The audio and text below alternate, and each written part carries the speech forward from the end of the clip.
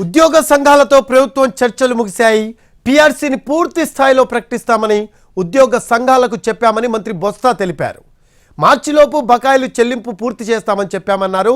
అయితే ఏపీజేఏసీ ఇప్పటికే ఉద్యమ కార్యాచరణ ప్రకటించింది.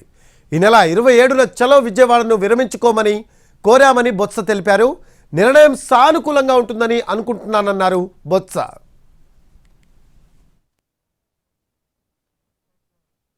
మా పాలసీ ఏంటంటే ఏదైతే పీఆర్సీ కమిటీని మేము కాన్స్టిట్యూట్ చేస్తామో, టైం బౌండ్ పెట్టామో, ఆ టైం బౌండ్ ప్రకారం ఆ కార్యక్రమాన్ని చేసి పూర్తి స్థాయిలో పీఆర్సీని ప్రకటించాలనేది ప్రభుత్వం తన విధానంగా కూడా వాళ్ళందరికీ చెప్పి వాళ్ళు ఒప్పించడం జరిగింది. అలాగే షార్ప్ మీటింగ్ కూడా జరిగింది.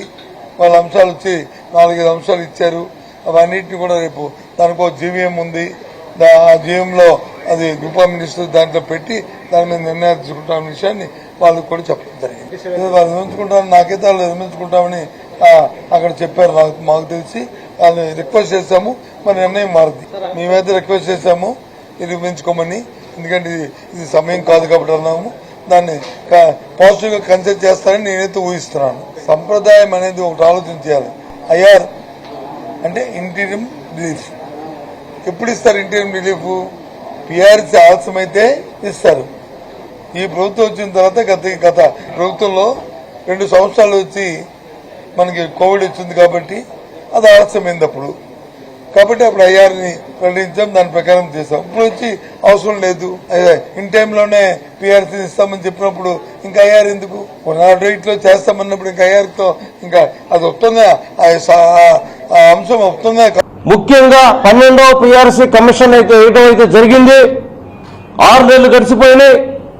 ఈ రోజు కూడా ఆ కమిషన్ ఎక్కడుందో తెలియదు. కనీసం ఆయనకు ఒక రూమ్ అలాట్ చేసినటువంటి దాఖలాలు లేవు. ఆయన ఒక రిపోర్ట్ ఇచ్చినటువంటి పరిస్థితి లేదు. కనీసం సిబ్బందిని కూడా ఆ కమిషన్కి ఇచ్చినటువంటి దాఖలాలు లేవు. అంటే ప్రభుత్వం మా యొక్క పీఆర్సీ పట్ల, 12వ పీఆర్సీ పట్ల ఎంత చిత్తశుద్ధి ఉందనేది తెలిసిపోతుంది. అలాగనే పెండింగ్లో ఉన్నటువంటి 2 డిఏలు